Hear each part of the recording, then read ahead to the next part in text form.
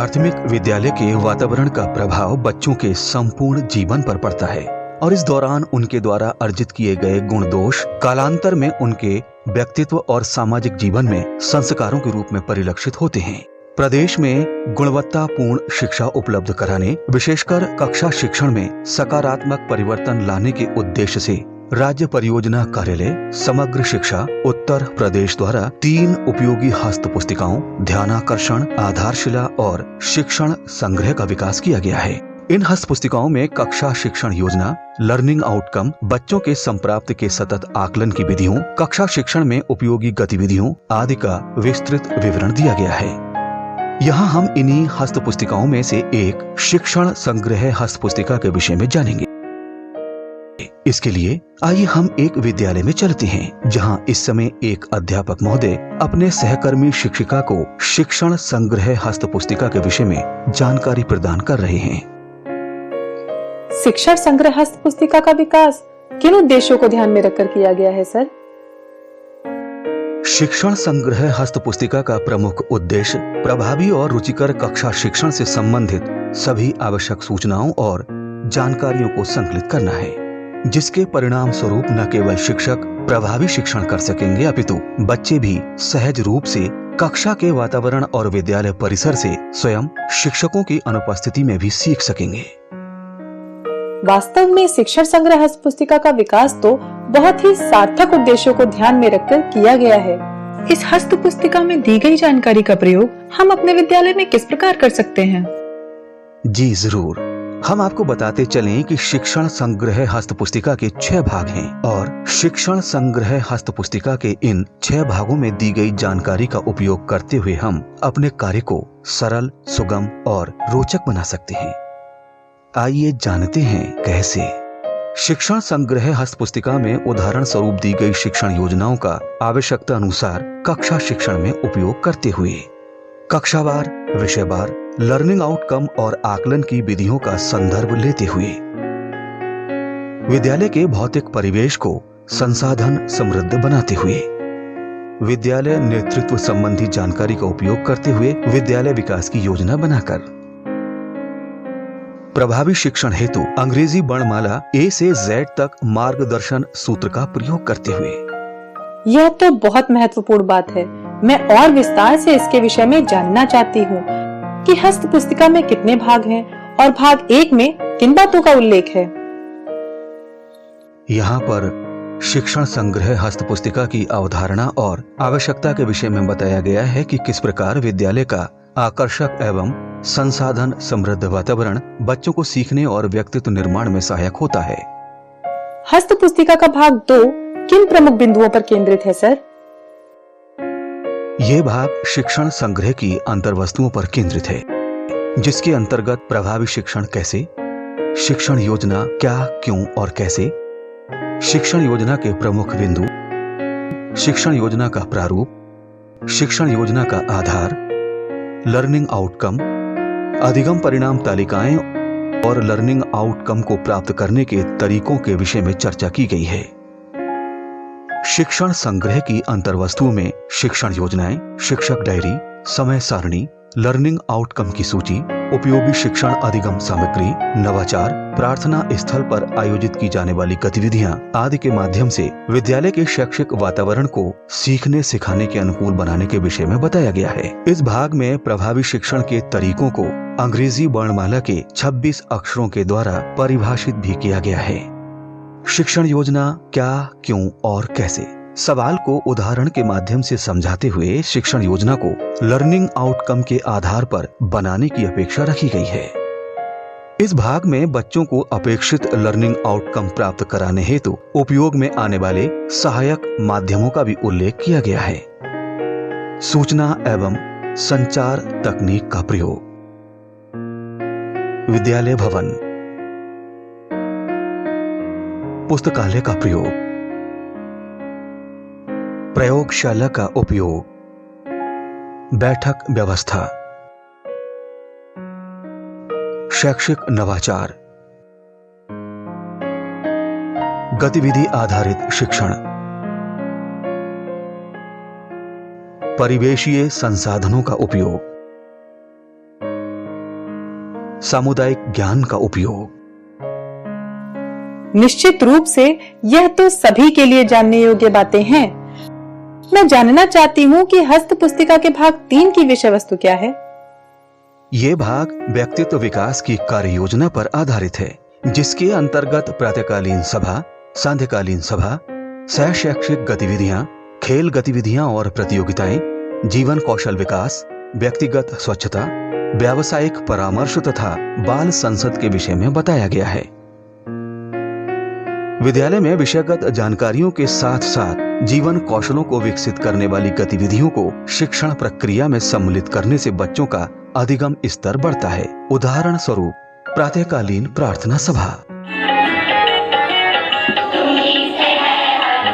प्रत्येक दिवस की अलग अलग प्रार्थनाएं, प्रतिज्ञा, राष्ट्रगान पूरी गरिमा के साथ। प्रत्येक दिवस शिक्षक या बच्चों के द्वारा मुख्य समाचारों की हेडलाइंस, स्वास्थ्य और स्वच्छता चर्चा, प्रधानाध्यापक के द्वारा पूरे दिवस 15 मिनट व्यायाम, पंक्तिबद्ध ढंग से छात्रों का कक्ष में प्रवेश इत्यादि कार्यों से बच्चों में रचनात्मक परिवर्तन होता है।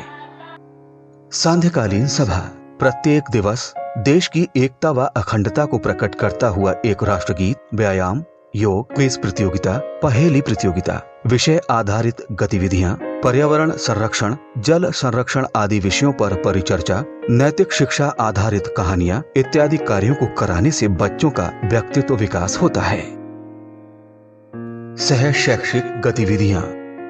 इसमें प्रतियोगिताएं, कहानी, निबंध, वाद विवाद, अंत्याक्षरी, पोस्टर, रंगोली, खेलकूद, रोल प्ले, लोक कथा, लोकगीत, चित्रांकन, विज्ञान एवं गणित क्लब की स्थापना, कार्यानुभव शिल्प आदि गतिविधियां शामिल हैं, जिनसे बच्चों का मानसिक, भावनात्मक व सृजनात्मक विकास होता है।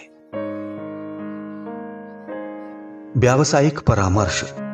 हर बच्चे का कुछ सपना होता है। एक शिक्षक के रूप में हमारी जिम्मेदारी बनती है कि हम उनके सपनों को जानें, फिर उसे पूरा करने हेतु उन्हें प्रोत्साहित करें, उनके सपनों को पूरा होने में आने वाली चुनौतियों के बारे में जानकारी देते हुए उसका समाधान बताएं। बच्चों के व्यक्तित्व विकास हेतु ये बहुत जरूरी है।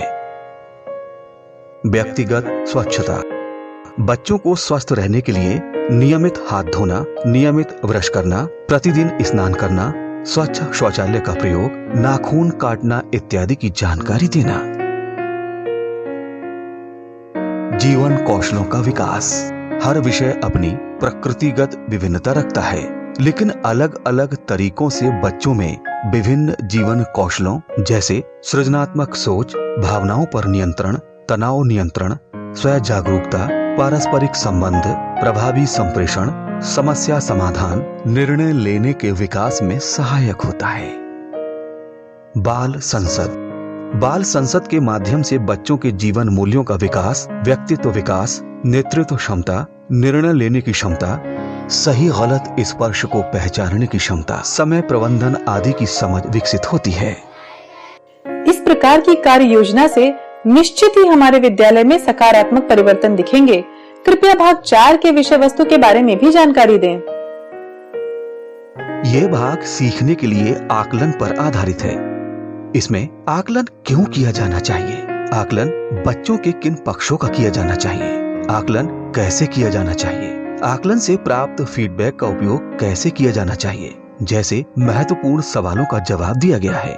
यहाँ बताया गया है कि आकलन बच्चों के बौद्धिक विकास, सांस्कृतिक विकास, शारीरिक विकास, भावनात्मक विकास और सामाजिक विकास के लिए बेहद जरूरी है। अब हम इस पर बात करते हैं कि आकलन 2 प्रकार से किया जाता है। पहला है मौखिक रूप और दूसरा है लिखित रूप। मौखिक रूप में व्यक्तिगत या समूह चर्चा, वार्तालाप एवं प्रश्नोत्तरी के माध्यम से, जबकि लिखित रूप में बच्चों की कापियां, अभ्यास पुस्तिका या हरी पट्टियों पर लिखे कार्यों को देखकर। आकलन से प्राप्त फीडबैक का उपयोग बच्चों के साथ, शिक्षक के साथ तथा अभिभावकों के साथ करने से वांछित परिणामों की प्राप्ति होती है। हस्त पुस्तिका का भाग 5 किन बिंदुओं पर आधारित है? ये भाग विद्यालय नेतृत्व की संकल्पना पर केंद्रित है, जिसके अंतर्गत शैक्षिक नेतृत्व के गुण, शैक्षिक नेतृत्व के प्रकार, विद्यालय का विजन, व्यावसायिक दक्षता का विकास, सामुदायिक सहभागिता, समावेशी शिक्षा और रिपोर्टिंग के विषय में बताया गया है। महान वैज्ञानिक और भारत के पूर्व राष्ट्रपति भारत रत्न डॉक्टर एपीजे अब्दुल कलाम के अनुसार किसी भी मिशन की सफलता के लिए रचनात्मक नेतृत्व आवश्यक है। नेतृत्व की आवश्यकता संस्था के मूलभूत उद्देश्यों को प्राप्त करने, संस्था में कार्य कर रहे लोगों को साथ लेकर चलने के लिए आवश्यक है। इस भाग में शैक्षिक नेतृत्व की शैली को परिभाषित करते हुए उनके गुण को बताया गया है। स्पष्ट विजन के साथ लक्ष्य के अनुरूप कार्य योजना बनाना, भविष्य की चुनौतियों का पूर्वानुमान और उसके अनुरूप कार्य करना, टीम भावना विकसित करते हुए कार्य करना, सबके विचारों को सुनना, उन्हें सम्मान देना और फिर निर्णय लेना, स्वयं को दूसरों के समक्ष उदाहरण के रूप में प्रस्तुत करना। यद्यपि मैं संस्था प्रधान हूं, परंतु संस्था ही मेरे लिए प्रधान है। इस सूत्र वाक्य को ध्यान में रखते हुए विद्यालय विजन का निर्माण करने की आवश्यकता तथा विद्यालय विकास की योजना बनाने के तरीकों के विषय में जानकारी दी गई है और ये भी बताया गया है कि एक अच्छे शैक्षिक नेतृत्वकर्ता का गुण है कि वो विद्यालय विकास योजना के निर्माण में व्यावसायिक दक्षता, सामुदायिक सहभागिता को बढ़ावा, समावेशी शिक्षा का सृजन करते हुए विद्यालय में किए गए कार्यों का डॉक्यूमेंटेशन भी अवश्य करें। हम इन बिंदुओं को पूरे मनोयोग से अपने विद्यालय में प्रभावी बनाने का प्रयास करेंगे। आपसे अनुरोध है कि भाग 6 की विषय वस्तु को भी स्पष्ट कर दें, जिससे हस्त पुस्तिका के विषय में जानकारी पूरी हो सके। ये भाग परिशिष्ट से संबंधित है, जिसमें प्रमुख शिक्षण अधिगम परिणाम, शिक्षण योजनाएं, शैक्षिक गतिविधियां, समय सारणी, सफलता मूलक कहानियां, राष्ट्रीय पाठ्यचर्या की रूपरेखा 2005 का संक्षिप्त परिचय, निशुल्क और अनिवार्य बाल शिक्षा अधिकार अधिनियम 2009 का संक्षिप्त परिचय, उपयोगी शैक्षिक वेबसाइट की लिस्ट, प्रार्थनाएं, समूह गान संग्रह और प्रातःकालीन सांध्यकालीन सत्र की रूपरेखा, प्रमुख महापुरुषों एवं दिवसों की जानकारी, शिक्षा संबंधित साहित्य की सूची, बेसिक शिक्षा विभाग की प्रशासनिक व्यवस्था, अन्य विभागों से सहयोग एवं समन्वय की जानकारी दी गई है। ये भाग शिक्षकों की आवश्यकताओं एवं व्यावसायिक विकास के लिए आवश्यक जानकारियों, उपयोगी सूचनाओं और शैक्षिक संदर्भों का समावेश है।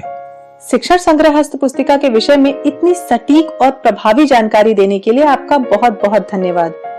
हम आपके द्वारा दी गई जानकारियों को अपनाकर अपने विद्यालय को ऐसा ही बनाने का प्रयास करेंगे, जैसा कि हस्त पुस्तिका में उल्लेख है। एक बार पुनः धन्यवाद सर। शिक्षण संग्रह एक हस्त पुस्तिका के रूप में ऐसी सूचनाओं का संग्रह है जो आकर्षक विद्यालय परिसर, शिक्षण कौशलों, शिक्षण योजनाओं, लर्निंग आउटकम्स, पुस्तकालय, प्रयोगशालाओं जैसे शिक्षण अधिगम प्रक्रिया को प्रभावित करने वाले प्रमुख कारकों से संबंधित है, जिनका उपयोग हम दैनिक कक्षा शिक्षण के नियोजन और क्रियान्वयन में कर सकते हैं। यदि हम शिक्षण संग्रह हस्त पुस्तिका में दी गई महत्वपूर्ण जानकारियों को अपनाते हैं तो निसंदेह बच्चे आनंद पूर्वक सहज भाव से सीख सकेंगे और हम भी अपने विद्यालय को संसाधनों युक्त बनाकर बच्चों के व्यक्तित्व विकास में अपना योगदान कर सकेंगे।